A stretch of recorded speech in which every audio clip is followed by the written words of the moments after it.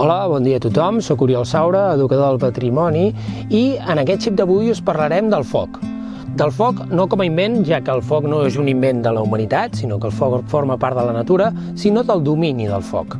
Si ens movem en un primer moment, hem de pensar que fa aproximadament uns 150.000 anys que l'home domina el foc. Què vol dir un domini del foc? Vol dir que decideix com, quan i on el vol fer. L'avantatge del foc és innumerable, encara a dia d'avui ens serveix per moltíssimes coses, però ens hem de plantejar en un moment on la gent encara era nòmada, es movia pels llocs i per tant servia per moltíssimes coses. Però segurament la més important evolutivament és el fet de que van començar a cuinar el menjar que podien fer. Què suposa cuinar el menjar? Suposa, doncs, que un àpat a la prehistòria, si tu menjaves carn crua, podies estar menjant 6 o 7 hores. Mastar carn crua costava moltíssim i el fet de cuinar-la va servir perquè evolutivament fos més fàcil de digerir i més fàcil de menjar, cosa que va permetre que en relativament poc temps tota aquesta proteïna que ens va servir com a aliment també fes que automàticament la nostra capacitat cranial, per tant el nostre cervell, fos cada vegada més voluminós i per tant en certa manera més intel·ligent. Al llarg d'aquest xip d'avui explicarem de forma molt ràpida i concisa com era el domini del foc i com feien foc a la prehistòria. El feien amb un mètode que es deia el mètode de fricció, el mètode de fregament.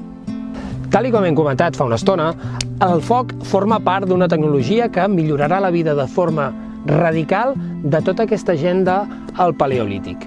Què necessitàvem per fer foc?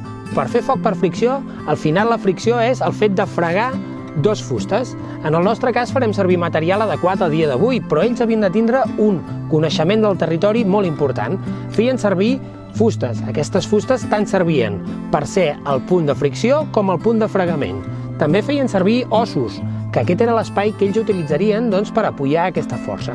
Tot el que anem a veure ara és una forma modernitzada. Tot el material que utilitzarem avui és utilitzat en els nostres tallers. Evidentment feien servir arcs com aquest. Aquí tenim una branca d'avellaner i una corda d'escalada. Evidentment hem agafat la branca d'avellaner que ells també podrien utilitzar per la seva flexibilitat, però la corda evidentment seria d'un altre material, espart, cànem o qualsevol dels que ells poguessin fer servir. Nosaltres farem servir també evidentment un altre tipus de fusta que nosaltres hem treballat prèviament. Fixeu-vos que té una forma com d'angle. Aquests angles que nosaltres hem fet aquí és perquè quan nosaltres friccionem en aquest espai d'aquí, perquè es pugui fer l'espurna necessitem un mínim d'entrada d'aire. I en aquest espai el que intentarem aconseguir és la nostra primera metxa, una petita brasa que el que ens ajudarà és a fer foc. El foc el farem amb un tros d'herba seca, com podria ser aquest, amb flor de boga o amb algun material que sabem que és altament ignífug. Per tant, el nostre objectiu d'avui és anar fregant, aconseguir una petita brasa i que aquesta petita brasa ens encengui una petita foguera. Molt bé, un cop nosaltres ja tenim una mica aquesta tècnica preparada, en una part de baix veiem aquella fusta que us comentava abans, justet perquè hi entri l'aire, aquest llapis, per dir-li d'alguna manera, serà el que nosaltres anirem mobilitzant, per ser com si fos la broca d'un trepant, i l'arc és el que em servirà. L'os que us he utilitzat abans és que si jo fiqués la mà aquí sobre em cremaria. En base a aquesta fricció el que intentarem aconseguir és que en aquesta part de baix, que jo ara començaré a moure, a poc veureu que comença a sortir un fum força espès. Aquest fum és el principi del nostre foc. Evidentment, ara el que estem fent és guanyar temperatura.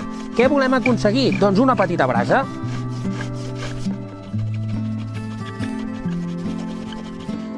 Com podeu veure, aquest fum, a poquet ens haurà fet en el seu interior una petita brasa. Un cop tinguem aquesta brasa, l'únic que hem de fer és molt a poquet, anar insuflant-hi aire per aconseguir que aquest principi que trobem aquí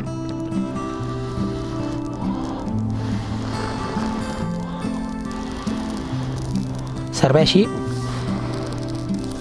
perquè a poc aquesta pujada de temperatura que teníem al mig, a base d'aquesta fricció que hem anat fent, ha caigut aquesta petita brasa, tenim la nostra herba seca, la nostra presència, i l'únic que ens farà falta ja, i vigilant molt, perquè si poséssim molt fort ho podríem arribar a apagar, és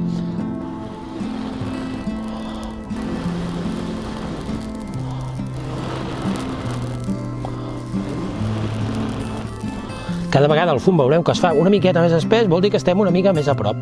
Avui, que fa un dia de no gaire vent, doncs ho hauríem de fer insuflant aire un mateix, però en un dia normal i corrent tindríem una altra fórmula diguem-hi per no fumadors.